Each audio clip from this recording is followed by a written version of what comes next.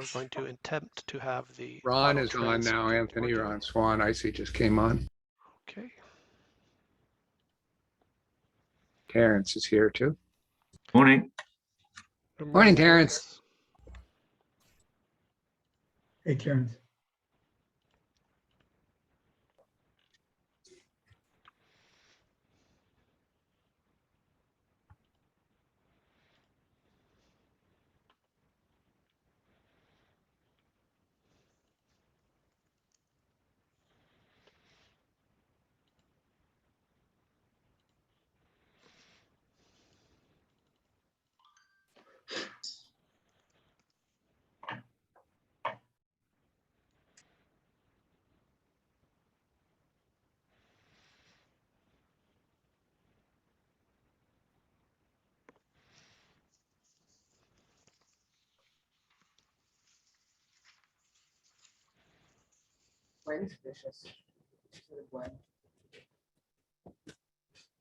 Here's Ron. I see Ron. Hi, Ron. Hey, folks. Nice to see everyone. Hey, Sharon. Okay. Billy, are you there as well? I am. Can you hear me? I can. Welcome. I Thank don't you. know which account Bob might be using. We have a number of Bobs, but I don't see Bob. Bob from North Fraser, you may have had the same problem as me. I wasn't getting the invitation to join as a panelist. I had to find you amongst the several hundred that are here with us, so Oh, I'm not okay. sure which Bob I'm looking for. It's Bob Roslin. Yeah, I mean, doesn't have his last name there, so Oh, I may have to ask one of our other chapter reps to take Bob Ronsley's line. Maybe Ron, I could ask you to do that for me. Sorry, what did you ask me to do there? Can you Anthony? take on the reading of the motion that is now assigned to Bob? Sure. You'll see it in there. I'll continue with the motion that's been assigned to me as well. Yes, please. Okay.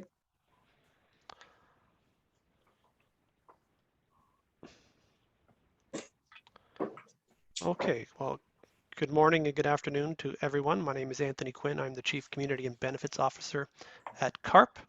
I welcome everyone who is now tuning in to the annual general meeting of the Canadian Association of Retired Persons. I will just got a feedback there. I will just give another minute for everyone to join us. We're expecting a large crowd. We've had a good number of RSVPs to our AGM, and I want to give people a moment to sign in with us. On your screen right now, you see members of the Board of Directors of CARP, along with a number of the executive members of CARP chapters from across Canada. Welcome to you all.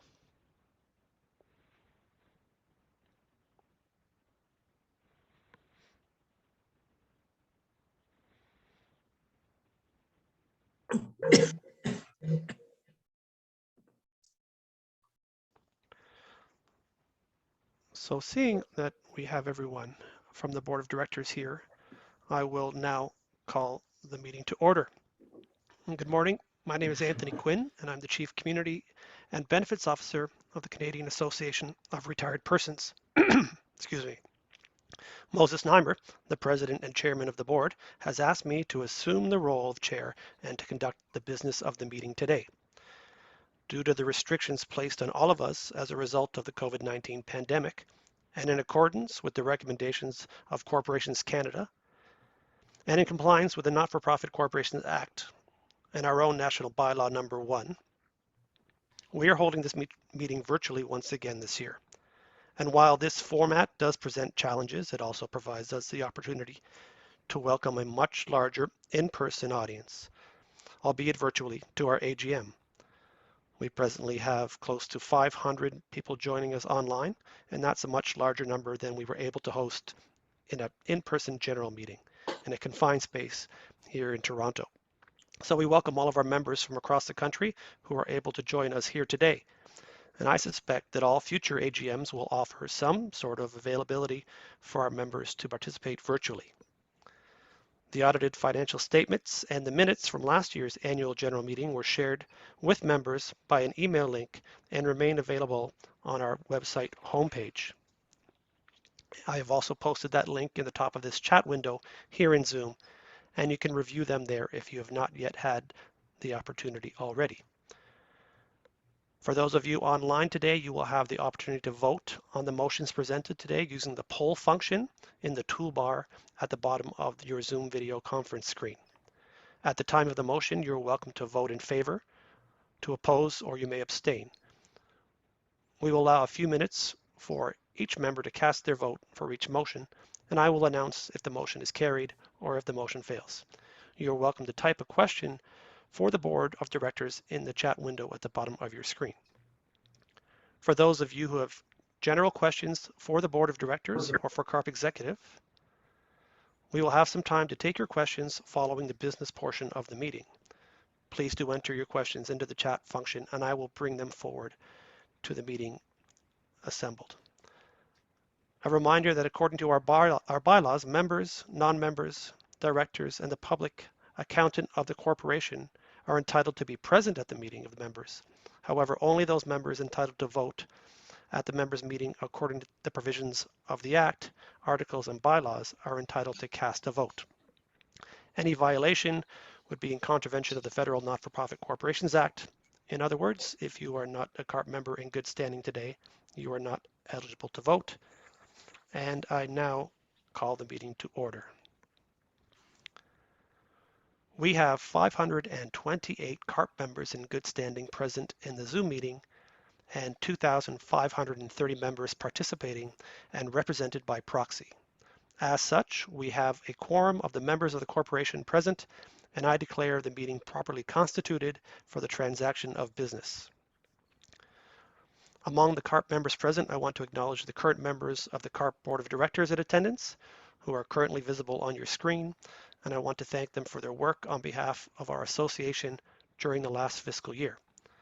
In addition to President and Chairman of the Board, Moses Neimer, we also have Maura Cohen, Secretary of the Board. Maura, can you give us, there's Maura. Maura is also the daughter of CARP's founders, the late Lillian and Marie Morgenthau. Welcome, Maura from Florida. Ramona Captain, in my top left corner, is our Director at Large representing Western Canada. Ramona is the volunteer president of the White Rock, Surrey, British Columbia chapter. David Kravitz is the treasurer of the board, our longest tenured member of the CARP executive, and currently serving as our chief membership officer at CARP. Hello, David. Hey, everyone. And Bill Van Gorder is the vice chair of the board representing Atlantic Canada, and Bill serves as our chief policy officer and chief operating officer. We are also joined virtually by many of our chapter volunteers from across Canada, some of whom have agreed to help us with the motions on our agenda today. Welcome to all of you, and we're very sorry that we cannot be with you in person. I'd like to go through the approval of the minutes from the previous annual general meeting now. I will take a motion to approve the minutes of the annual general meeting that took place on February 11th, 2021.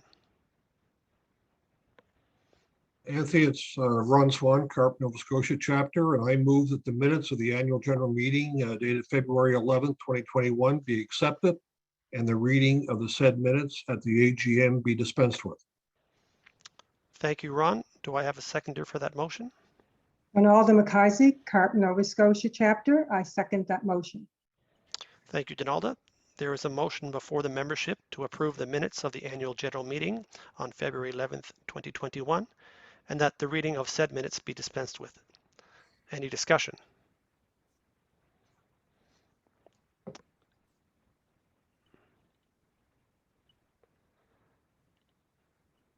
Hearing none, I will call the vote.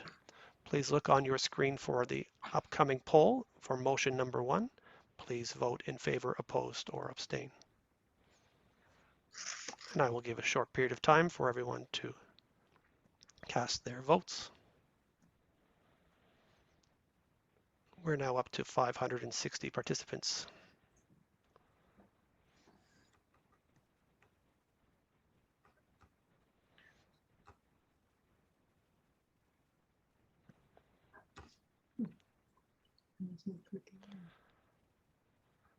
Thank you all. That's a very strong showing of hands. I will end the poll and share the results.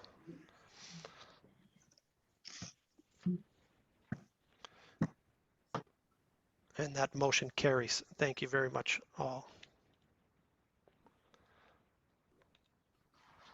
I now recognize Terence Chan, the CFO of Zoomer Media Limited. For those members who are not aware, CARP contracts the management of our association's financial affairs to Zoomer Media Limited.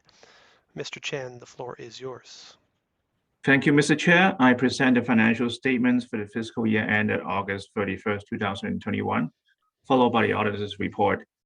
The auditors, RSSM LLP, Chartered Professional Accountants, have issued an unqualified opinion on the financial statements of CARP for the fiscal year ended August 31st, 2021. This report was posted publicly to the carp.ca website on January 13th, 2022.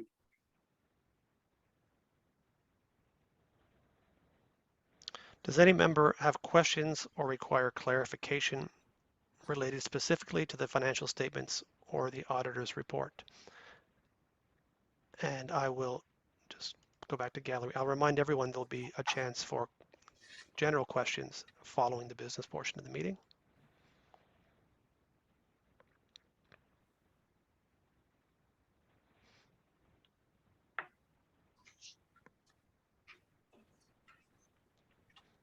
Seeing none, I'll move on to the next order of business, the appointment of auditors. I will take a motion now to appoint the auditors for the current fiscal year. Sharon Callahan, Newfoundland and Labrador chapter. I move to appoint RSSM LLP, Chartered Professional Accountants, as auditors of the corporation to hold office until the close of the next annual general meeting of members or until a successor is appointed at such remuneration as may be fixed by the directors, and the directors are hereby authorized to fix such remuneration.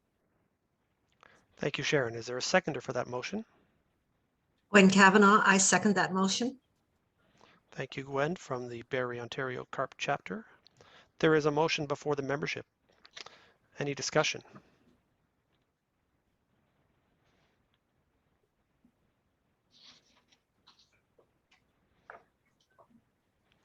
Hearing none, I will now call the vote. Please, I'm going to go back to the vote, the polling. One moment, please.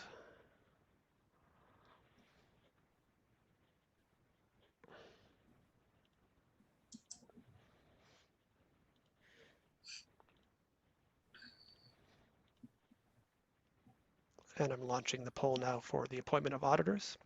Please vote in favor, opposed, or abstain. And we'll give you a short period of time to respond.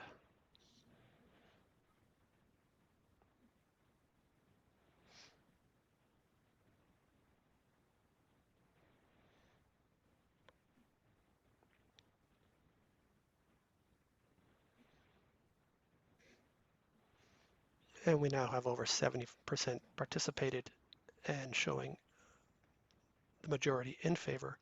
I will end the poll and share the results. And you can see that motion carries. Thank you. We'll now move on to the election of directors. The next item of business is the election of directors. There are 2 positions required to be filled according to our bylaws. I will now take a motion to appoint the directors of the corporation. Billy Helps, North Fraser CARP chapter. I move to appoint David Kravitz and Bill Van Gorder as directors of the corporation to hold office for a term of 2 years from the date of appointment or until a successor is elected or appointed, whichever occurs first. Thank you, Billy. Do we have a seconder for that motion?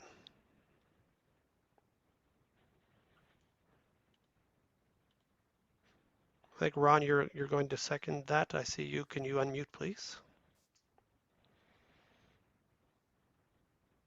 Yes, sorry. It's Ron Swan, Carp, Nova Scotia, and I'll second that motion. Thank you, Ron. There are two names before the membership for the appointment of directors. I will now open the floor up to discussion. If you wish to discuss any nomination, please state which proposed appointment you are speaking to and state your comment.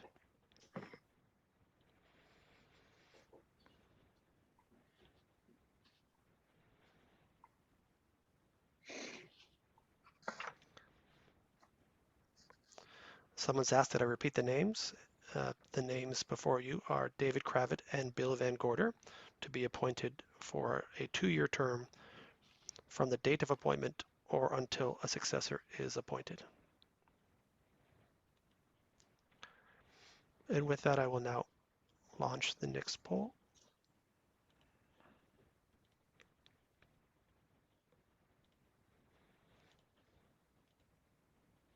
To appoint David Kravitz and Bill Van Gorder as directors of the corporation to hold office for a 2-year term from the date of appointment or until a successor is elected or appointed, whichever occurs first.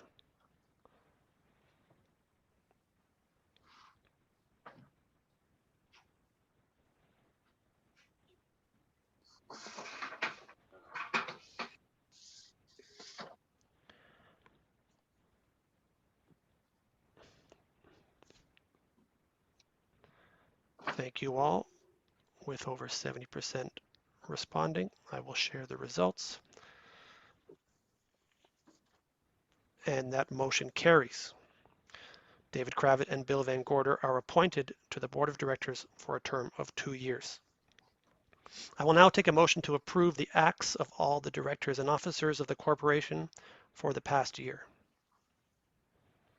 Okay, Kathleen Spat from Carp, Saskatchewan. I move that the membership approve all of the actions, including bylaws, resolutions, acts, and proceedings of the directors and officers of the corporation made or taken since February 10th, 2021, as the same are set forth and referred to in the minutes of the corporation or in the financial statements submitted to the members of the corporation on this date are hereby approved, sanctioned, ratified, and confirmed. Now I will need a seconder for that from amongst the volunteers on the screen, please. Gwen Kavanaugh, I second that motion. Thank you, Gwen. There is now a motion before the membership. Any discussion?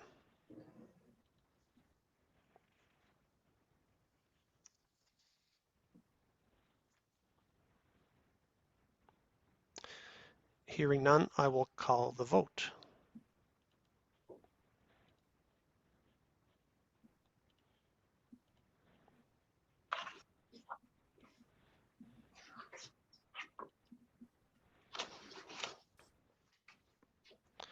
Please vote now for motion number 4, the ratification of directors.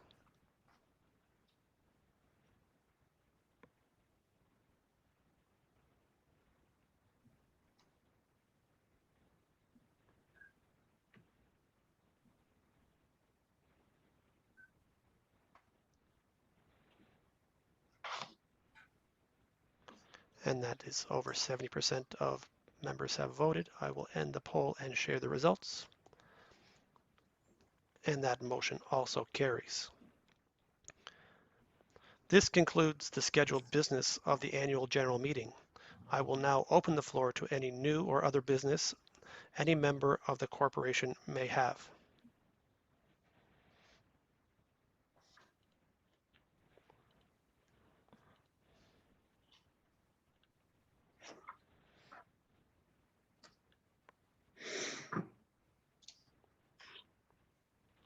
Hearing none, I close the floor to new business. And this concludes our business. I will now take a motion to conclude the annual general meeting. And I do not have Iris on, so may I ask Billy to help with that? I move that the meeting be adjourned. Do I have a seconder? I'll second the motion. Who was that? Sharon, Sharon Callahan, Carp, Nova Scotia. Newfoundland, Labrador.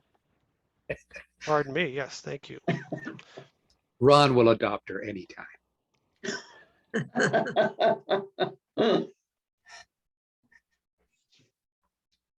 We have a motion on the floor for the closure of the meeting. Please vote now.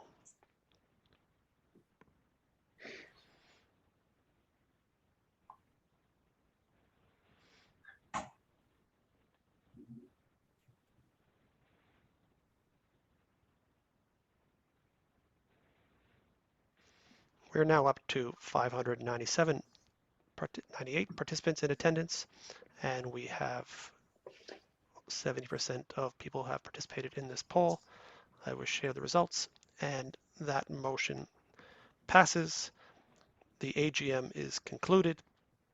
Thank you all for your attendance and participation, but we are not done by any means, and it is my pleasure now to pass the floor to Bill Van Gorder, who is the Chief Policy Officer and Chief Operating Officer with CARP. And Bill, over to you now. Thank you very much. And I'm just going to share my screen here with you all. Anthony, I think everybody can see that. Looks good, Bill. Very good. Well, we're pleased, as you saw from the report from Terrence Chan, the financial report, that for the first time in over 15 years, CARP has had a modest financial surplus this year. Our membership has shown significant growth, and we can now report 330,000 individual members. And as David Kravitz will report shortly, we expect to approach 350,000 by the end of the year. The growth in financial stability and membership will allow us now to focus on our mission to promote our advocacy platform, offer more and improved benefits to our members, and reinstitute member activities with our communities. Meetings and webinars that increase the range of our chapter impacted from coast to coast.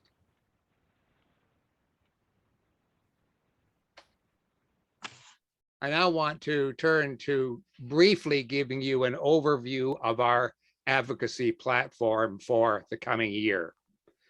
COVID-19 has done many things to us individually and collectively.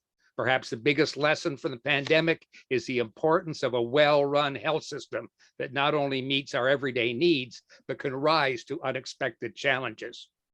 Canada's healthcare system and older Canadian financial security have failed to meet the challenges of COVID, and we've all paid a very high price.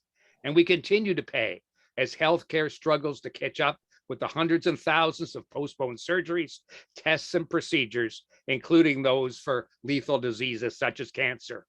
We are discovering the cost of having neglected to meet some of our basic security needs. CARP wants action now. Older Canadians are tired of long-range plans and vague promises that promise improvements in 5 or 10 years. CARP is demanding action now. Immediate and specific changes that are made for the 21st century based on increased investments and embracing new technology and innovation to create new and efficient ways to deliver the care we all deserve. We have 5 major planks in our national platform, too many for effective local advocacy, and we will work with each chapter and province to select the planks appropriate for your catchment area. And we will speak more about that advocacy process in our chapter congress this afternoon. Briefly on the 5 policy platforms. The first is home and community care. You know, in spite of government declaration that home and community care are priorities, there are gross inequities in services, facilities, and standards of care. So CARP's platform has very specific demands. We want governments to take immediate action to increase funding for home and community care, eliminate the tax on family-funded home care, work with the provinces to improve access, and attract qualified personnel to home and community care. The government should enable citizens to age at home with dignity by funding increased nursing hours, person-centered community care, and expanded telehealth solutions, and implement a patient-centric model of care across the care continuum. 80% of all reported COVID deaths are linked to long-term institutional care facilities, both for-profit and not-for-profit. CARP's demands of the government are clear. Long-term care must be reimagined and recreated with an innovative emotion-based model of care with smaller home-like environments and well-trained and supported staff who empowered to take care of the residents with compassion and that all-important human touch. Financial support provided by the government in support of aging with dignity should be tied to the adoption of standards of care that are evidence-based, monitored, evaluated, and enforced. Implementation of mandatory staffing levels of long-term care facilities reflect the changing condition and composition of the residents and better to protect the frailest of our frail population. Access to innovative care. As health problems rise with age, older Canadians depend on access to vaccines and other medicines. CARP demands of governments include access to the best-in-class medicines, especially the new medicines, such as those that treat cancer, dementia, and other diseases. CARP is asking for fully funded, effective vaccines for the 3 leading vaccines for adults over the age of 65, high-dose flu, shingles, and pneumococcal vaccine, all as recommended by NACI. CARP also urges government to fund awareness campaigns around routine adult immunization. Even more than we did before, the pandemic over 2 years ago, we need dramatic and innovative changes in our healthcare system. Rather than dwell on what we missed or lost, it's time for healthcare based on increased investments and innovation. For instance, we can do far more now to prevent major health issues and care for people at home. When we survey our CARP members, protection of their financial security is always high on the list. Most older Canadians have fixed income, but face rising costs, growing inflation, and an unpredictable economy and retirement savings that suffer as a result. So CARP is asking governments to give pensioners super priority status by creating a pension insurance program that ensures 100% of pension liabilities, to increase protection for defined benefit pensioners by increasing pension protection and reducing the risks of pensions failing to assure. Pensions have to maintain healthy and high solvency levels.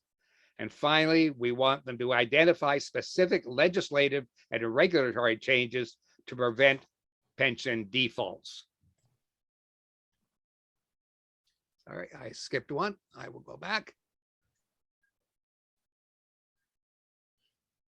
There we are. CARP has a long and impressive history of advocating on behalf of older adults.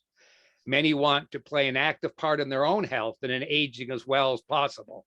Our CARP Zoomers acknowledge their personal responsibility to have preventative health care, and many want to play an active part in their own health as living healthily as possible.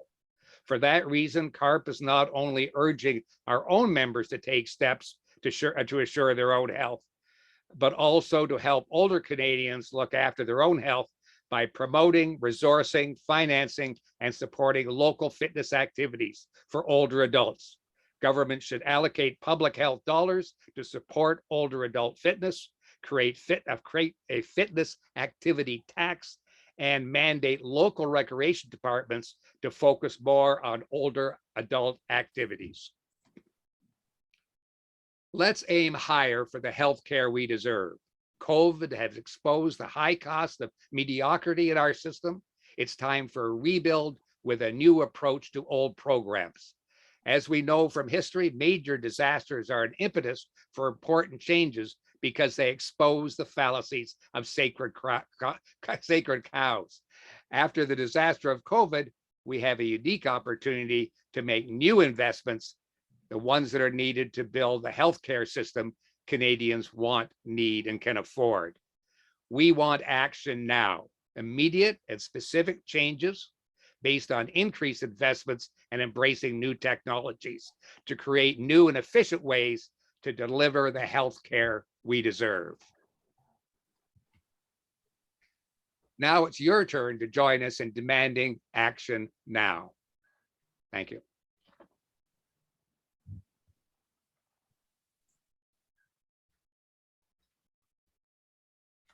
Thank you very much, Bill. And again, there's a lot of questions in the chat about when our members will have a chance to ask questions. We've set some time up shortly following hearing from the CARP executive. And now I'd like to welcome David Kravitz, our Chief Membership Officer.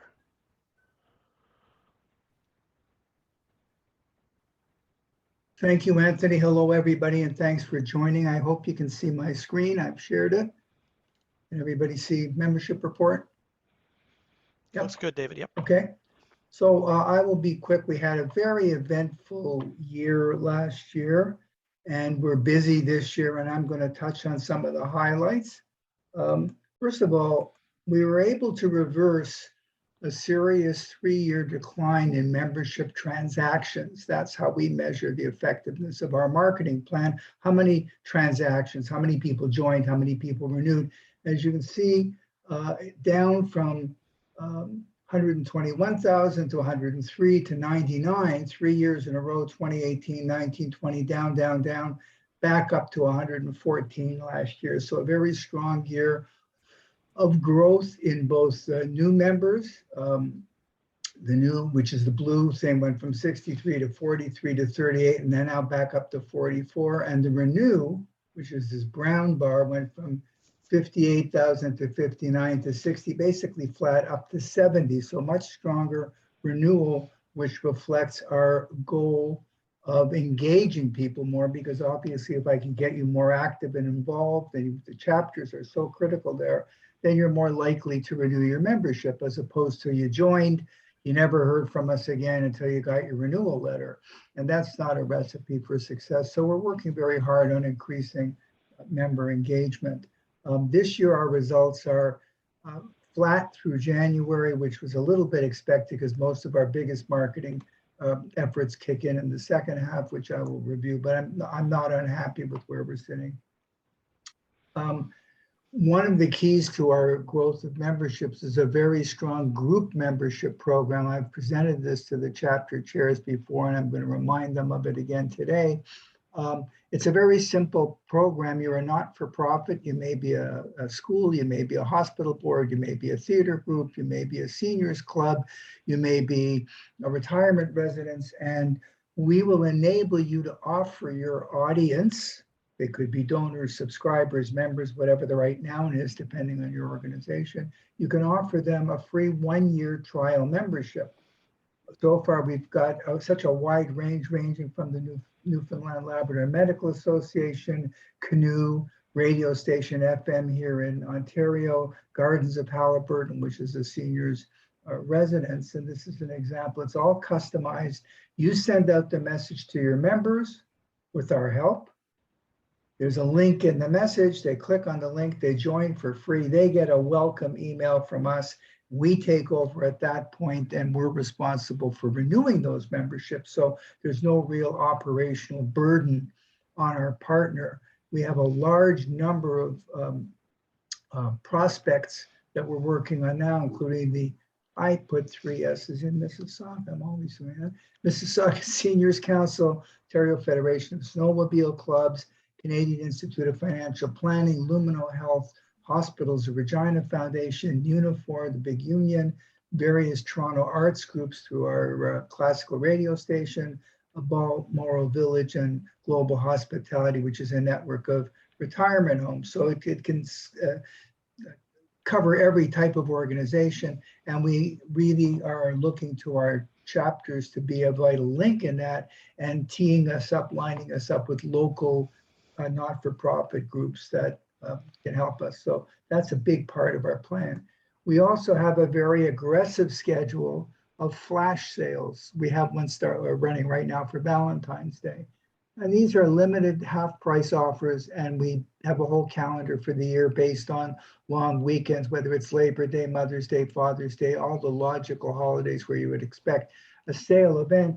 And unlike past years, where we didn't really have this as a consistent program, it's not only a very strong program, we've actually created all the ads already. So we've got the ads ready, click on the ad, go to the shop page, we track the sales, The average flash sale is producing 150 to 200 memberships at a cost of under $10 per acquisition, which is a very attractive cost in today's market. We have also in the past run flash sales, and we continue to be open for this, and this is another opportunity for the chapters, flash sales in support of regional or local events, holidays. There's a different Seniors Day in British Columbia than a Seniors Day somewhere else. So if you have logical seasonal opportunities where we could run a flash sale in your area, please let me know and we will create those kinds of ads for you. We continue a very aggressive program to promote the CARP member benefits, and you'll hear a lot more about the benefits later on.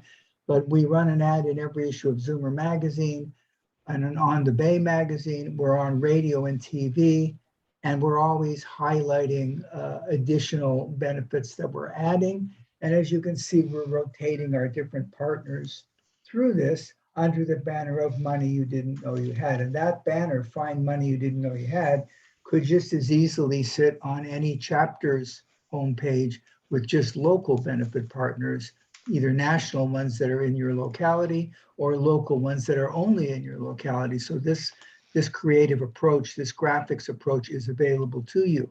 You know, we added up the value of all the benefits, and of course you wouldn't ever use every single one of them because you're not going to stay at 5 different hotel chains simultaneously.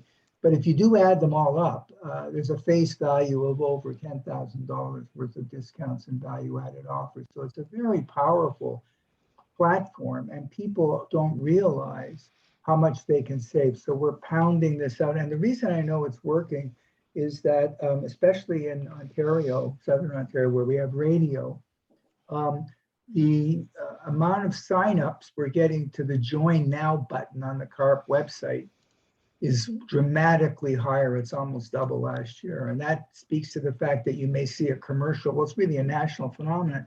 You may see a TV commercial or hear a radio ad, and it doesn't direct you to a specific web page right away, or you may forget, wasn't that commercial I heard from CARP? Maybe I should go look into that. So you go to the CARP homepage, and that's where you join, and that we do track that. And so we can track how many people joined by clicking on the join button compared to last year, and it's up quite substantially. So we know that this is working. We also are using Zoomer magazine to promote the advocacy issues that we have identified in this year with the COVID thing and with our campaign to ask the Ontario government to replace the Minister of Long-Term Care, which they did. Much of what we were talking about was COVID related, and why won't they act, and when are they going to take some action? And this whole idea of stay mad, this is what we demand. We are getting much more forceful and much more specific in our demands. And I think this strengthens the CARP brand because it shows that we're not just sending in white papers and hoping for the best. We're actually starting to get in people's faces a bit and make very pointed demands. We had an online petition calling for the replacement of the Minister of Long-Term Care in Ontario, got over 8,000 signatures, generated a booklet that we sent to the Premier. And you can, everybody on this call, you can access and download that booklet on the CARP website, and you can see exactly what we're doing. Those kinds of activities is where advocacy crosses over into marketing because it reinforces the brand and the identity and the awareness of CARP. I'll close with a couple of other initiatives. I did have 1 or 2 meetings with the chapters on trying to beef up our local area marketing. We have sent in to you some ad formats and messaging formats. There's a lot more we can do, and I'm looking forward to a lot more meetings this year. We have to ramp that up. There are opportunities to ramp that up and make it even stronger. I repeat what I said about the free trial membership program, where you have contacts in your locale, whether it's a hospital, foundation, an alumni association, an arts group. Send them to me, tee up an intro meeting with me, and I'll take it from there. The importance of chapter pages and posts in the social media, the chapter as a magnet for new memberships. the chapter as a magnet for engagement, which drives more renewals. Very, very important. And then the final thing I'd like to mention is we've launched something called Carpvoice, which is an online focus group. We ask people to volunteer to be in the focus group, and all you have to do is say, send me news of your next session. I mean, there's no obligation to take part in any session. There's no minimum number of sessions you have to participate in. We had about 1,100 people were interested. We had our first session January 25th, 6th, and 7th. We had about 30 people in each session. So this is basically a chance for you to get onto a Zoom call and tell us what you're thinking. Some of the sessions are going to be brought to you by Zoomer and Carp, like we want to probe our members and, what are you thinking? Some of them may be sponsored by our benefit partners. We have some healthcare partners and some seniors housing partners that are interested in being the sponsor of a session where the entire topic might be about that industry or that section. So just let me know if you'd like to be included in these. And as I said, all you're agreeing to is to hear about when the next one is, and then it's up to you to take part. The 3 sessions we ran them on 3 successive days, so to give more people a chance. We really don't want more than about 30 people at a time, because then you don't get a chance to say anything. But 3 days in a row, if you couldn't make it on Tuesday, maybe you could make it on Wednesday. If not Wednesday, maybe Thursday. So we're going to kind of do it that way going forward. I'm intrigued by how much enthusiasm we had, how much involvement there was. I was joking with Bill and Anthony that, I mean, we could literally do one every day of the year and it would be great for member engagement. But it also occurs to me that it's a topic we should maybe discuss with the chapter chairs, because you could run one, we could help you run one in your area alone, where everybody that takes part in the focus group is in Newfoundland or in Nova Scotia or in Winnipeg or wherever it is. And it's just a great way of attracting more people, giving them a voice. You see their face, you hear it in their own words. It's way more powerful than just filling out a survey form. So a lot going on in the membership area. I will be around for the rest of the day, and I hope to engage with many of you further. Thanks so much, and I'll turn it back to Anthony. Thanks, David. And we are going to take some questions from the audience, but just on your topic, while I have you, there's a couple of important questions that came through. One was about the free one-year memberships for groups. Someone's asking about our Alzheimer's societies and dementia advocacies entitled to that one-year free membership. How can a representative of those groups get in touch with you to take advantage of that offer? Yes, they are. And if you don't have my email already, leave your name or identity with Anthony somehow, and then I can get your name, Anthony, I guess after this meeting. Yep. We will retrieve all the names and emails of everybody interested in that, and I will reach out to you. Thanks, David. The email address to get in touch with us for this group is community@carp.ca. That's one that we can all monitor and just send it. get Send in access your to. coordinates. Send in your coordinates to community with a little brief note about it, and I will reach out to you. I promise. And David, one more question about money you didn't know you had. Who qualifies to be on that list of money you didn't know you had? CARP benefit partners. You have to be one of the benefit partners of CARP. It's a way of us constantly see, the problem is, I won't go on and on, but very briefly, if the benefits just sit on the website, and they should be, and they belong there, and they must be there, but if that's the only place they are, then you're kind of relying on people to discover it, and there's the list, and I'm going to go read it. So you have to take it off that website and put it in people's face all the time. Reach out, this benefit, and this benefit, and this benefit, and this benefit. We have 28 radio commercials a week on both stations in, well, really Southern Ontario, because that's the range of the station. So we have, and also TV commercials, so it's national. So we are constantly promoting the specific benefits. And you guys know this from your own experience. You could tell me what's in Walmart, could each form a mental picture of Walmart and what's inside, but they still have to send you that flyer every week with this item and this item and this item, and that's what drives the sale. Thanks, David. And that's a great segue to what I wanted just to share with our members. And really that was to take them to our carp.ca benefits page. Can you see my screen now? Yeah. David, can you see? So yes. what I wanted to just to point out in the minute I have here is that you are not taking full advantage of the $15 or $20 you paid for your CARP membership unless you are taking advantage of the benefits that we curate for our members. And I do encourage all of you, you're all online and have access to the internet, to visit carp.ca and check out the benefits that we have. We're bringing on new and I would call exciting benefits for members on a regular basis where you can save not just tens of dollars, but literally hundreds, if not thousands of dollars on some products. I am a happy customer of the CARP insurance, auto insurance program, and my testimony is that when I hit the age that qualified for that insurance program, my family's auto insurance dropped by $300. So I'm saving $300 a year being a CARP member.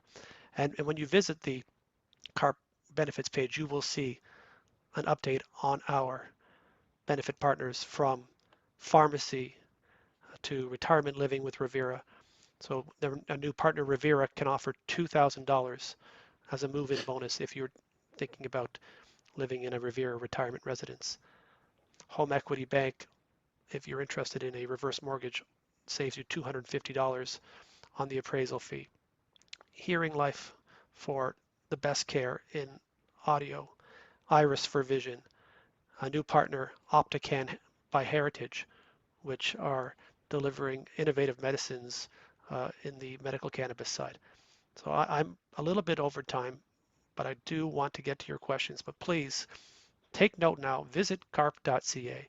You'll see great benefits. Some new partners also, I'll add, include a great new app coming out of the University of Toronto where you can rehab after knee replacement surgery or hip replacement surgery using your mobile phone. So a great app available to CARP members at a discount, and a new partner offering technical support for your questions online, using computers, using your laptops, using your tablets, and a great discount for CARP members for that service as well. So please do visit the website. Take advantage of the benefit partners. We do work hard to bring them to you, and we'd like you to bring them your business as well, so they'll continue to support us. I'll stop sharing my screen.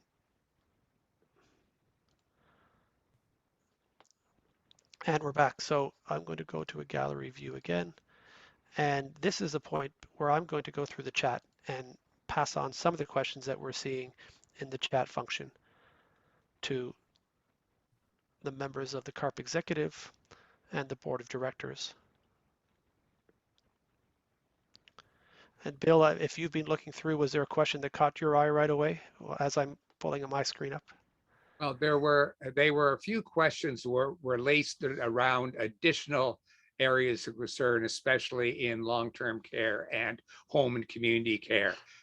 Please realize that we only had time to briefly go over the highlights of those questions.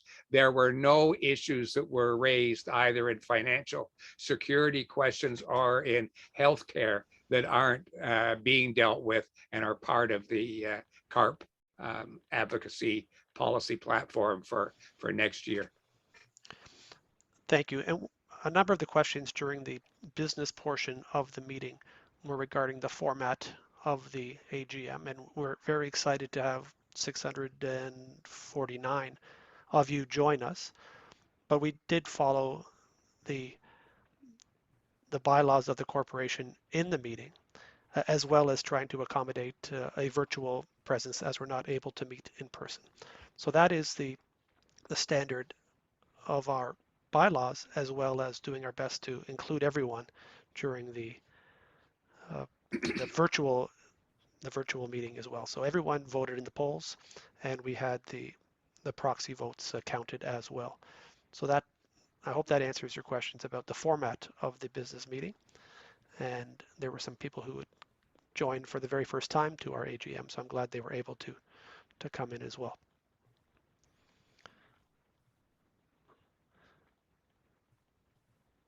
One question perhaps to David Kravitz was, is Zoomer Magazine a benefit of being a CARP member? Can you explain that relationship, please? Zoomer Magazine is very closely associated with CARP. About upwards of 2/3 of CARP members are also subscribers to Zoomer Magazine. You don't automatically get the magazine with your CARP membership. You have to subscribe separately. And that's for various reasons associated with auditing their circulation. They're not allowed to just bundle it for free and then claim that as circulation. We often offer, we have an off-the-shelf combo offer that gives you a discount. So if you join CARP and Zoomer, you get the two of them for less than the combined standalone prices. And we cooperate very carefully. We work very closely with them on marketing. When we send out renewal letters, those renewals are customized that we already know if you're a combo, if you're a Zoomer Magazine reader, as well as a CARP member, you get a different wording, a different letter, a different sequence than if you're a CARP member only. And so there is a very close relationship there, but it's not automatically given to you for free with a CARP membership. Anthony, one question that I see is from New Brunswick, and I might quickly mention to our viewers from New Brunswick and PEI. We have activities going on in both of those provinces at the moment, not formal leadership, but we're looking for volunteers. So if the folks who have asked about those two provinces will contact me directly, since I'm currently trying to offer the service to those two provinces with the help of Ron and Sharon from Newfoundland and Nova Scotia. I'd love to hear from them. And my email is vangorder@carp.ca. Easy as that. Thanks, Bill. There's a theme of questions here about the rising cost of living, interest in increases to old age security, GIS. Is CARP still active on that file?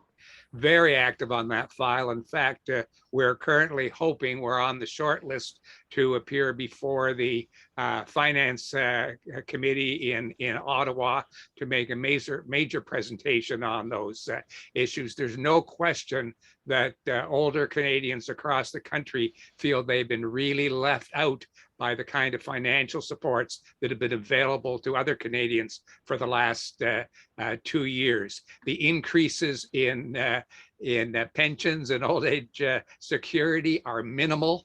Someone asked, why are we just saying we want a 10% increase for people 65 to 75? Well, that's because for some unknown reason, the federal government decided to raise that 10% for people over 75, totally ignoring those currently between 65 and 75. And that's one of the issues that we're dealing with. It would appear to us, frankly, that the people, especially the people who are advising the politicians involved in finance nationally, are not the kind of people who live on fixed incomes or pensions that aren't indexed. They don't understand, and somehow we've got to get them to understand that the minimal support they've been giving to older Canadians is totally unacceptable. And I know many of you are very angry about that. Yeah, there's a number of questions about that and the affordability. And I guess generally, Bill, the government at all levels seems to have access to funds when push comes to shove for a pandemic. But we have a endemic situation in long-term care and home care. What pressure will you be putting on the governments to find the funding that's necessary? Yeah, well, we really don't think it should be difficult. It's not a case of more money. It's a case of reallocation of existing money that's not being spent well now. And I know many of you in your local situations can see that within your own government, your own healthcare, and in your own community. We don't need more money. We need the money to be spent more wisely. Thanks. Question for you, David, on the marketing side. I received a number of Facebook ads in my stream this week on the Valentine's Day sale. Tell us about a little bit more about the flash marketing sales. Well, what we've done is we've done a calendar. We've taken a retail approach as if we were a store, frankly. You know, retailers always have the Labor Day sale, the Valentine's Day, Halloween, Black Friday.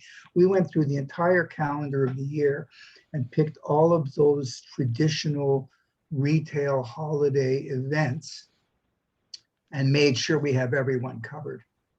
So we have our Labor Day sale, we have our Halloween sale, we have Black Friday, we have March break, we have Valentine's Day. Now March break's coming next month.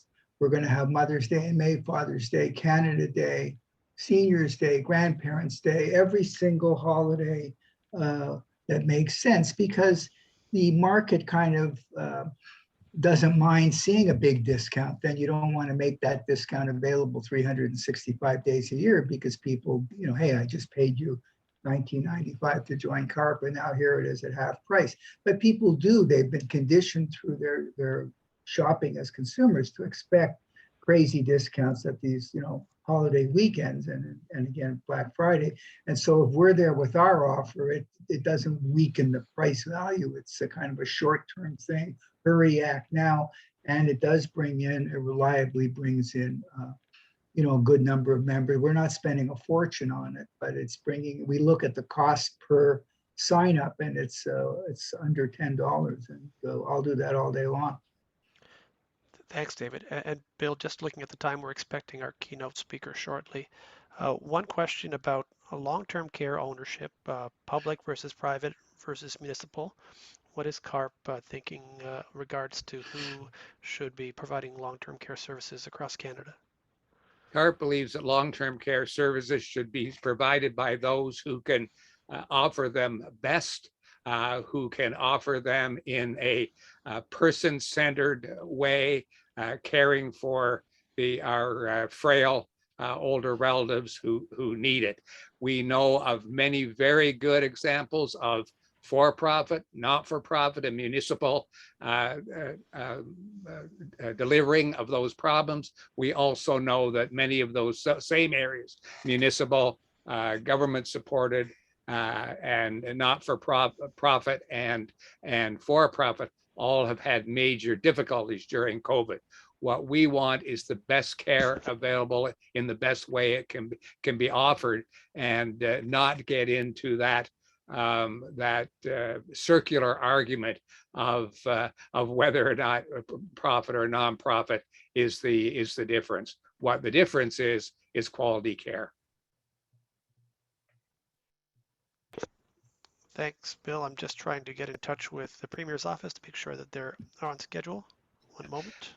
I would say I hope that most of the people are going to stay on the line with us for the chapter Congress that follows Premier Ford's presentation. But for those who don't, all the information you have heard today, the outline of our policy, the background, we uploaded new information to our carp.ca / long-term care page just this morning. It's all on our website. So if you want more information, the first place to go is to our carp.ca website. And if you can't find it there, get in touch with your local chapter. Anthony or David, I will be glad to supply you with even more background. Thanks, Bill. And again, the best email address to reach us all at is community@carp.ca. Send us your contact information if you wanted to get involved with David's Carpvoice group, if you're interested in getting connected with chapters or starting a chapter in your own community. Any other input based on this meeting, we'd welcome to hear from you at community@carp.ca. So Bill, I've just heard from the Premier's office and they're logging in now. Good. And if everyone just catch their breath, give me a moment, I'll hopefully bring everyone on for that. We're all enjoying seeing you handle this new technology, Anthony. Thanks very much. And we're glad you're doing it and not one of us. Without a net, I'm afraid. So here's the Premier's team is joining us now. And I see that. So I'm going to ask Mr. Znaimer to come on, turn on his camera. Moses Neimer, as everyone will know, is our president of the Canadian Association of Retired Persons. He's also the president and CEO of Zoomer Media Limited, and I offer you Moses Neimer to welcome our keynote speaker. Hello, everyone. Thank you for attending our AGM. It is indeed gratifying to see more of you than ever before looking in on these proceedings and giving your thoughtful attention to the important matters we are considering today. Before I introduce the Honorable Doug Ford, I want to address the CARP members who wrote to say that they not only object to hearing what he has to say, but object to our having invited him. Later, I also want to address the handful of members who say they want to cancel their membership because of this invitation, and particularly the one guy who would rather cut off his arm than listen to the Premier of Ontario. It seems strange to have to justify why Canada's largest and most powerful advocacy for Canadians as we age, 65% of whose membership resides in Ontario. That's approximately 220,000 members of around 350,000. So it does seem strange to have to justify why we should be interested to hear from the leader of Canada's largest province, not to mention the fact for those who seem to have forgotten that healthcare, which is year in and year out the #1 preoccupation of seniors, is under our Constitution a provincial jurisdiction. When in 2015, Justin Trudeau requested a special audience with CARP just 3 weeks before the election that brought him to power, we accommodated him and no one flooded our website with abuse and resignations. In return, he accommodated us with 2 major commitments that addressed Zoomer concerns and were then immediately implemented when he took office. Similarly, when Mr. Mulcair was leader of the federal NDP and more recently Mr. Singh, both were received by CARP with the polite attention that is usually a hallmark of Canadian politics, even though a majority of seniors typically vote for other parties. But political and social discourse has soured all over the world since the advent of social media, and conflict-seeking and division-rewarding algorithms fatten Facebook's and Google's coffers with advertising placed by marketers, including, I might add, all of Canada's political parties, seemingly oblivious to the massive harms that advertising supports. To the degree that today, I'm sad to say, a few of our members can so not bear to hear a different opinion than their own that they shut up their ears and prefer to run away. My first reflex is, off you go then. Who wants a closed-mind member like that anyways? But then I think it's probably a spasm of anger, we all have them, that would otherwise dissipate and give way to a little reason, but weaponized by an easy click of the internet outrage machine, it turns into what is apparently an angry mob. Well, if we've now had a taste of some of that unpleasantness at CARP, imagine what a politician must endure in this day and age. It's bad enough when it's run-of-the-mill insults, but all that has been magnified by the challenge of COVID and its wave after wave of variants, so that now threats have been added to the insults. What's a leader to do when sickness overwhelms our hospitals, schools, equipment, and people? What is she to do when the science seems mostly but not entirely clear, when expert advisors differ among themselves, and when medical judgment is turned into ideology? Show me one jurisdiction in the world, whether it be democratic or autocratic, that has always made the right decisions and come out of this unscathed. Being premier or prime minister is a tough, relentless, and generally thankless job. Believe me, you wouldn't want to do it. So we should be grateful that in such a crucible, we still have decent men and women willing to take up this unforgiving work, mostly for the right reasons and not for feeding a crazed ego or a drive for self-enrichment, which is often the case elsewhere in the world. Which brings me to Doug Ford. He is one of those decent people shouldering the burden and soldiering on. His great gift is people. He likes them, they like him, especially older people. All the way back to when he was in City Hall, he and his brother always turned up at CARP events when most other politicians did not. These days, in his race for re-election, now only 4 months away, his political boffins and all the other bright young things around will no doubt advise him to again ignore older people and the legacy media they still use and trust and rely on in favor of the younger demographics and their preferred devices. But he will know better because he knows who actually does the voting. We do, Zoomers do, and at twice the level of millennials and Gen Z, and he knows who advises them on the best place to put their vote. I'm sure he also knows that his appearance here will not be a cakewalk, that he wears the burden of all those tragic long-term care deaths, and that many hard questions await him. Still, he's agreed to come and to face those questions, and for that, I give him credit. And on behalf of CARP, I say thank you and welcome.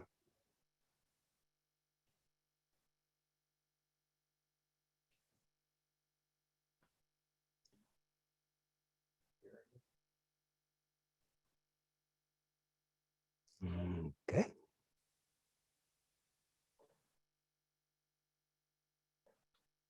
We can see you, Mr. Ford. Can we hear you?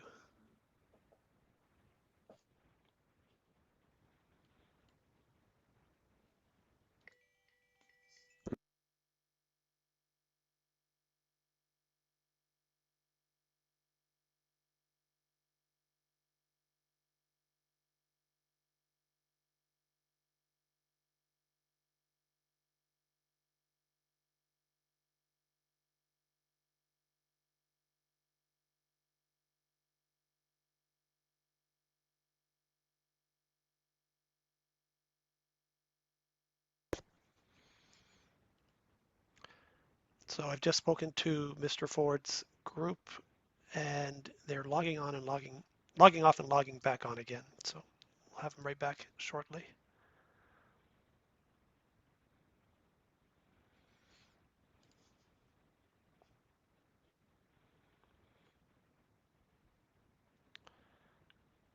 And if David can still hear me, perhaps that you logged in twice.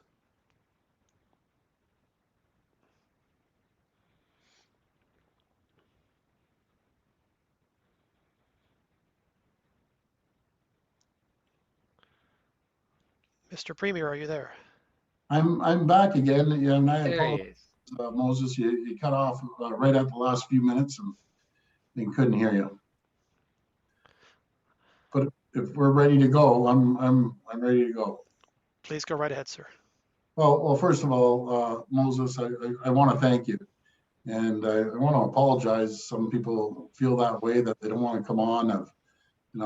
We've given back to the communities and politics for the last 12 years, and to be very frank, I've never had that type of introduction before, but you did a great job, Moses, and I want to thank you and the Canadian Association.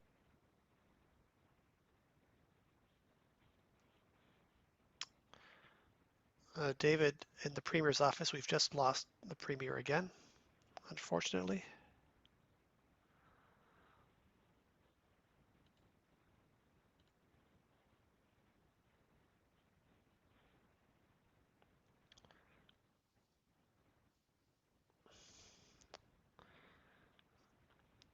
Bill, I'll put it over to you. I'll call back to the Premier's office, please. All right, Anthony, and I'm sure you'll be able to link with him quickly. The technology has us all stumped. I see where we've been over 700 people watching at this point, so I know that we're all anxious to hear what Premier Ford has to say, and I don't know if Moses has been able to watch the comments, but I know he's listening now. Moses, I can tell you very, very strong support in the comments from your introduction. Here's the Premier back again. Still having some audio issues with the Premier. Unfortunately, I believe he doesn't even know that we can hear him.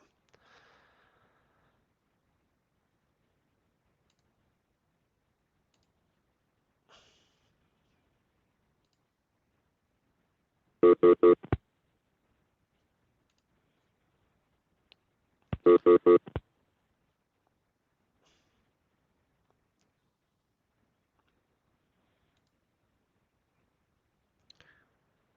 we're trying one more time to get the Premier.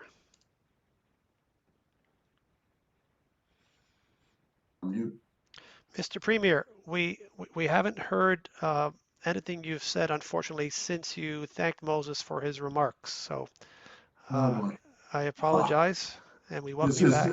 I guess it's technology nowadays, yeah. And I know, Moses, you mentioned social media, and it's always a challenge. So I'm going back just to my remarks, and I apologize. Again, I want to thank Moses and the Canadian Association of Retired Persons for holding this meeting. And I want to reassure each and every one of you, our government understands that the demographics in Ontario are shifting, and we need to be ready. According to our data, the number of seniors age 65 and over in this province is projected to almost double in 2046. Seniors today represent about 17.6% of our population, and by 2046, that percentage is expected to grow to 22.2%. And I'll be in that group of baby boomers that will be up, in the seniors age of over 65. We also know that this group is engaged, and they're extremely, extremely active, thanks to CARP. And they're looking to see policies in place that will protect their health and well-being in the coming years. Not just their health and well-being, but the well-being of their children and their grandchildren. And our government knows that our seniors want access to the very best healthcare they can possibly get. And our goal as a government is to make sure we provide that. They want to feel secure in their finances as well. I know there's a lot of challenges for seniors when it comes to finances, no matter if it's a rent or a mortgage or getting by day. And I just want to reassure you, our government has your back when it comes to protecting what they've worked so hard to earn. And they want to know that they'll be treated fairly, respectfully in their day-to-day lives.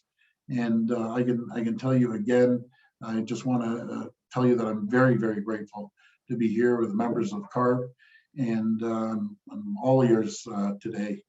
I know our government is working very, very quickly to address the lessons that we have learned. I guess the whole world has learned when it came to the COVID-19 pandemic, has taught us, and we're streamlining healthcare access through the Ontario health teams. We're also building up home and community care options so that seniors can continue living in their homes, and that's absolutely critical. I know how important it was to my mom and my dad to make sure that they were cared for right up to their last days in their homes. So for those in long-term care homes, we're strengthening and making sure there's protections and requirements so that each and every resident receives the quality of care they deserve, and I'll elaborate more as we move forward with the questions on that. We're also adding to our PSW long-term care home workforces to protect them from any future staff shortages that we've seen. And I might as well just pass it back to Moses, and we'll start with the questions. Thank you very much, Mr. Premier. I'm Anthony. I'm the Chief Community Officer at CARP. I'll act as the moderator for the questions. And I know you have a hard stop at 1:30. So thank you very much for taking time to answer questions. And we're going to go in reverse alphabetical order. And that would put Libby Znaimer from Zoomer News first, front and center. So Libby, to you for the first question, please. Thank you. And hi, Premier. It's really great to see you here. It's been a very long time. Great to see you as well. Thank you.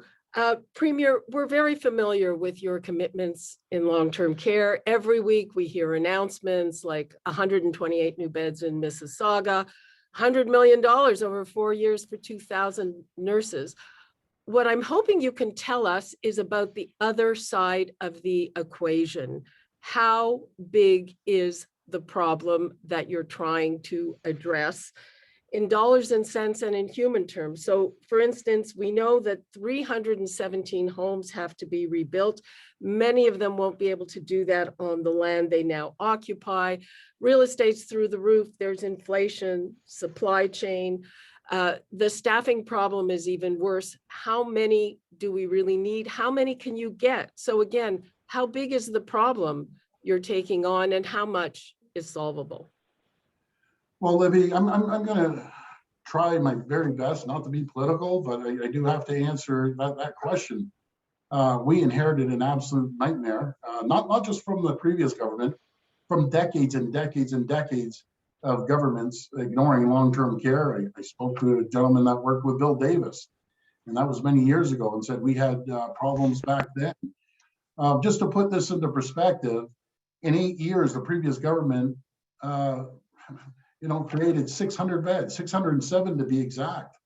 We're on the goal to create 30,000 in just one of the rapid builds, which is a real success story that we announced, and we have 3 or 4 of them going. How all the community came together, the municipal government, the provincial government, the workers that are building the long-term care. In 1 month, we were able to create over 320 beds. We have those projects going on at the Finch site off the 400 with Humber. We also have the sites in Mississauga that's going to create additional, probably close to 800 additional beds. But we're revamping the whole long-term care system. And Libby, you're right. It was a massive challenge. It was a massive mess when we took office, but we've acted. We're hiring 27,000 new PSWs, RNs, RPNs, and that's a big challenge as well. HHR with Health Human Resources, right across this country and really around the world, it's a challenge to get the Health Human Resources.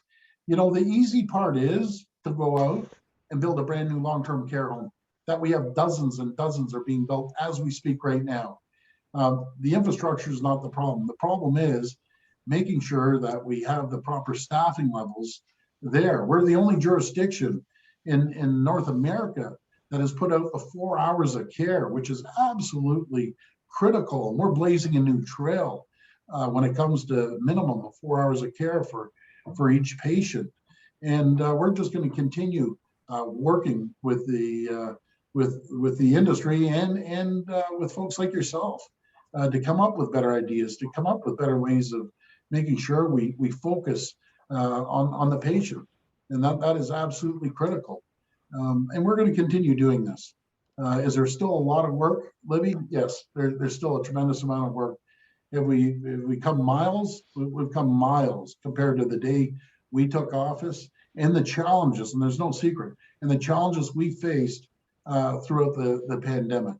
So we've put new protocols in and building new homes, also making sure that we increase the care and increase the number of frontline healthcare workers that we're putting in long-term care. But one of the reasons I'm here, Libby, to hear some of the great ideas coming from our seniors. My mother-in-law has been at West Park for years. The biggest lobbyist for long-term care is my wife. I hear it every single day, morning, noon, and night. She's in there as a caregiver, never misses a day, 7 days a week. And I'll tell you, she's the biggest advocate for not just seniors, but long-term care. Thank you, Mr. Premier. We've got a number of advocates equal to your wife, I think, lined up to ask you a few questions from amongst our chapters. And the first one I want to recognize is Kathy White.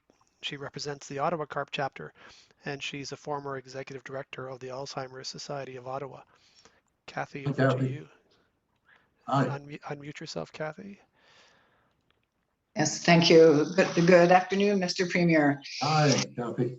Along the same lines, Ontario's new Fixing Long-Term Care Act makes specific reference to meeting the psychological, emotional, spiritual, and cultural needs of residents. And the Morocco Commission recommended Ontario provide funding for long-term care homes to change to emotion-based models of care where residents live in smaller home-like environments. The butterfly model is just one example of many that have been working around the world for decades, yet Ontario has been very slow to follow suit. Ontario's long-term care homes urgently need a revolution in how they provide care. CARP is calling for a transformation of all long-term care homes from a task-based to an emotion-based model of care. When will you mandate this change to an emotion-based model of care that will return dignity to our long-term care home residents? Well, first of all, thank you for that question, Kathy. And I've heard about the butterfly model. And again, I don't want to refer to my wife, Carla, but he's coming back and has mentioned this as well, and really informing me about this model, from going in there, making sure is patient-centric, focusing on the patients. And I'm going to go back to what's really going to help this. A lot of long-term care, not just here, Kathy, across the country, across North America, they always seem to be on a time. You spend 4 minutes with a patient, you move on to the next patient, move on to the next patient. We're changing that when it comes to the 4 hours of care. We also, I'm always open to working with long-term care homes right across this province. They want to go in, they want to redesign the rooms, because right now you go into some of these long-term care homes, it's like gray walls. We're doing it this way. We're spending 4 minutes or whatever amount of time, and then we're moving on to the next one. I'm wide open to sitting down with yourself, Kathy, sitting down with our long-term care minister. I think it's a great model myself, and my mother-in-law has dementia, and it makes a world of difference. And what I believe in, and I'm by no means, I'm the first to admit, I'm not an expert on this, but I'd be more than willing to sit down and get as much knowledge that off yourself, Kathy, and other groups to focus on our seniors and make it a lot easier for them. So, and be flexible too. Flexible for our seniors, that it doesn't have to be so rigid based on that time of day that they're being seen with, again, the 4 hours of care, and with the 27,000 new frontline healthcare workers, PSWs, RNs, and RPNs. I think we'll be able to achieve it. And I'd love to learn more about that. So if you don't mind, Kathy, if somehow I can reach out to CARP and get your phone number, I'll make sure that we set up a time that we sit down with the Minister of Long-Term Care. Kathy and the rest of the folks, I'm a big believer in continuous improvement. That's how we ran our company here and in the US, about constantly improving, and how things change. We need to change with the times. So I do appreciate you mentioning that, and I promise you'll get a call back, and we'll have a meeting either in person or virtual like this. Thank you so much. That would be wonderful. Just one quick comment to end is that the 4 hours of care will definitely help, but really it's changing the culture of care that makes the difference. And that will also encourage staff, who we know the shortage of staff is such a big issue, but if we have a place where they know the staff are respected, the residents are engaged, it will encourage more people to want to work in long-term care homes as well. 100%, Kathy, is the environment you work in, right? And the environment the patients are in, and we want to make it the best possible. Absolutely the best possible we can. But Thank you, thank you Kathy. for that question, Kathy. Thank you, Mr. Premier. The next question comes from Ruby Tour, who is the president of our Brantford, Ontario chapter. And not everyone is destined for long-term care. The majority of people will want to age or live in place. Ruby, can I ask you unmute and ask your question? Hi. Thank you, Premier, hi, good afternoon, and thank you, Premier, for joining us. My name is Ruby Tour. I'm from Brantford, and just to add on, I have been in this field for over 21 years, running the retirement home. So I really have an insight into this thing. Okay, so my question is, as you said, wait times for long-term care homes are years long, and even with your plan to add beds now and over the coming years, the population will continue to age and the need will increase. Studies show that up to 25% of long-term care residents could reside in the community if there were home care services available to them.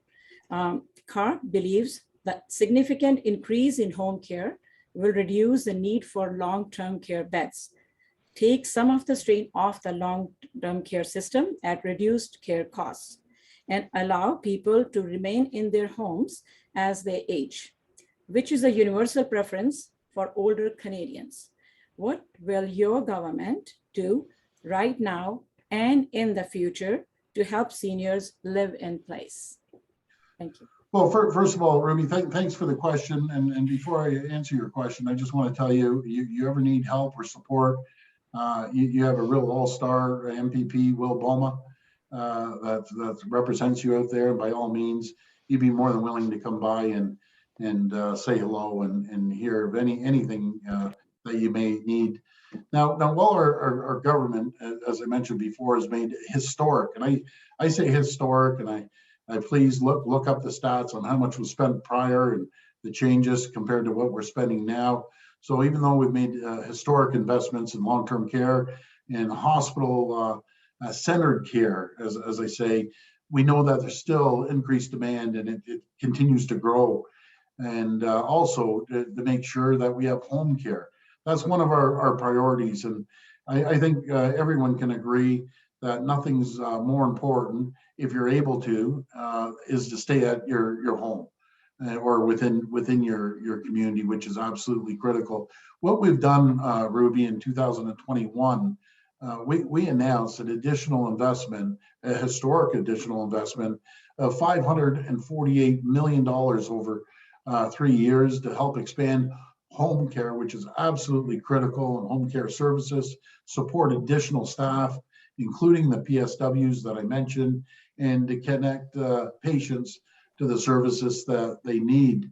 These investments that we're making will allow home care patients to benefit from additional hours of nursing, personal support, rehabilitation, and additional respite support for caregivers.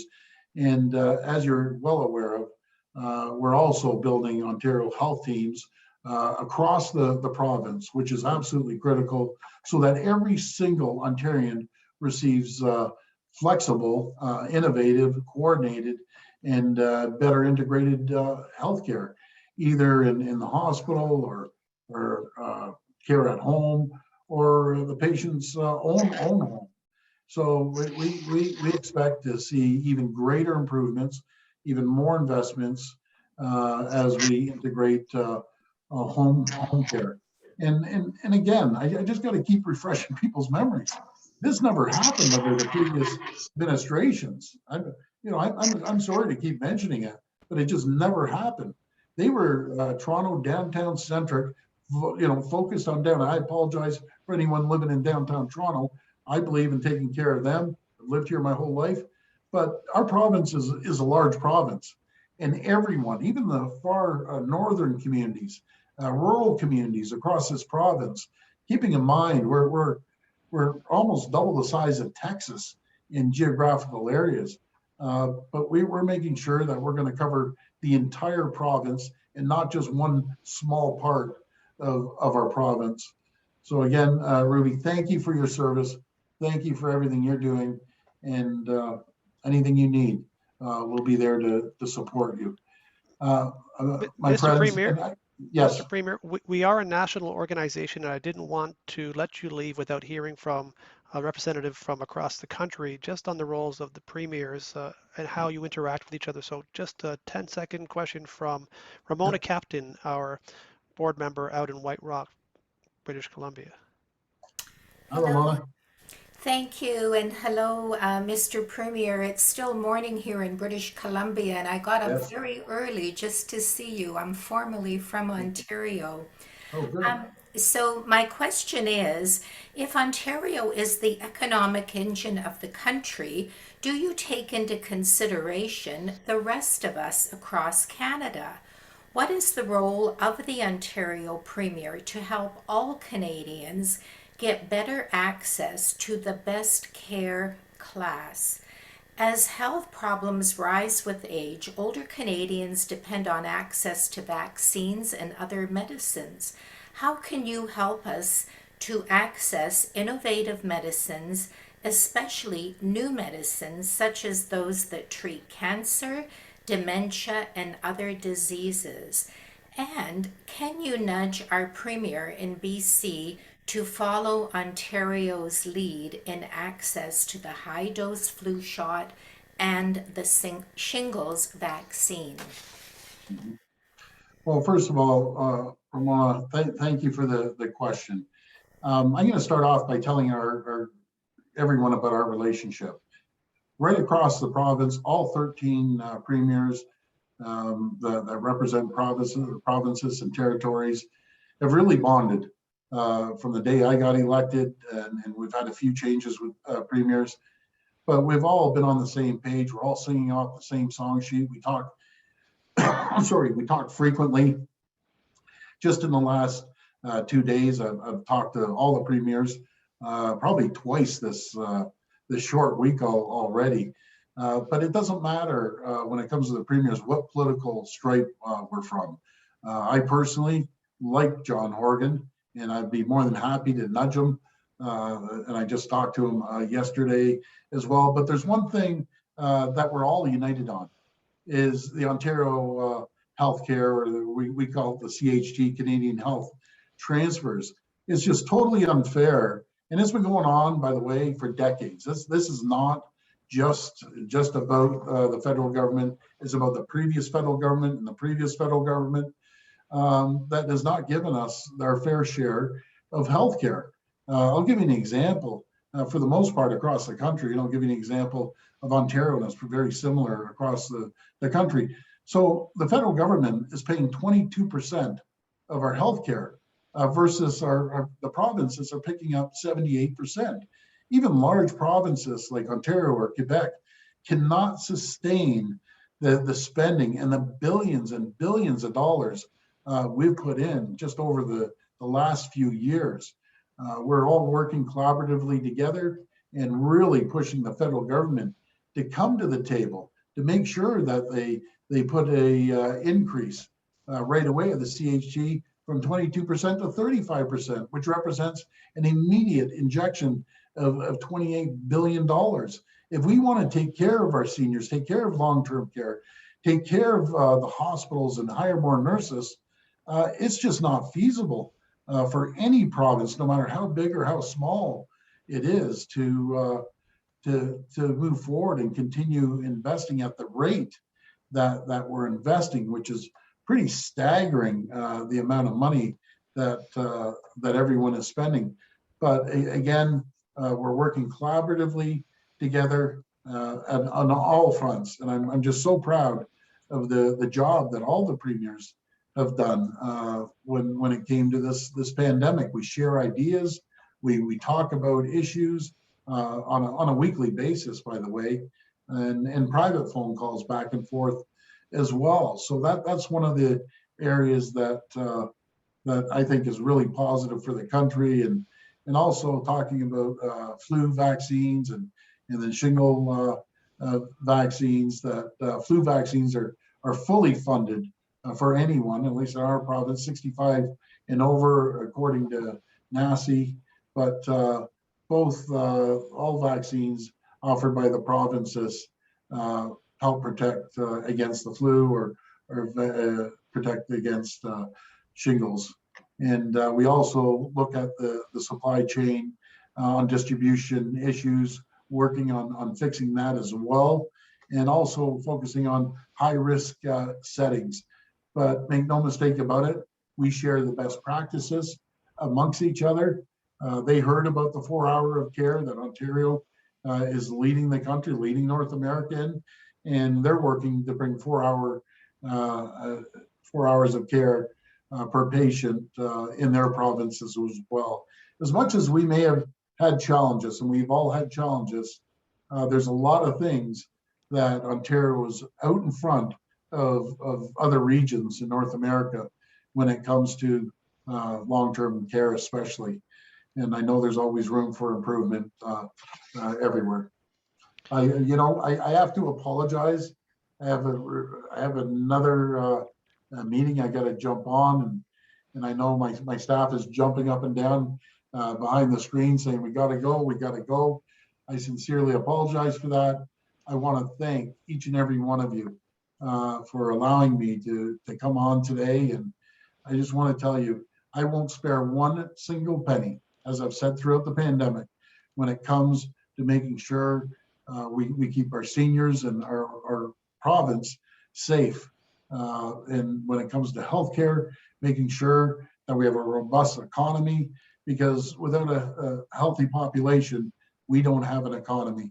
The number one priority for our administration is to make sure we take care of the health and well-being of every single person in this province. And again, thank you. God bless each and every one of you.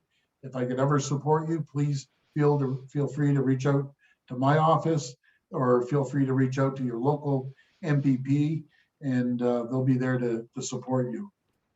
Thank you very much, Mr. Premier, for your time, for taking time to answer our members' questions. And I do know that David is pulling you away. So thank you on behalf of Moses Neimer and the Board of Directors. We appreciate your time this morning. Thank you so much, folks. And thanks, Moses. Really appreciate the opportunity. Thank you. Thank you, Premier. Thank you. We'll let the Premier go with thanks, and I pass over to Bill Van Gorder, the Chief Policy Officer and Secretary of the Board, for final words. Well, I want to add my thanks to the Premier and his staff for taking the time to do this today.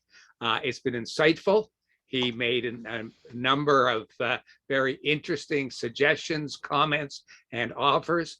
I know Kathy and I will be taking him up on his offer around long-term care, and there were other points that we will certainly follow up with him.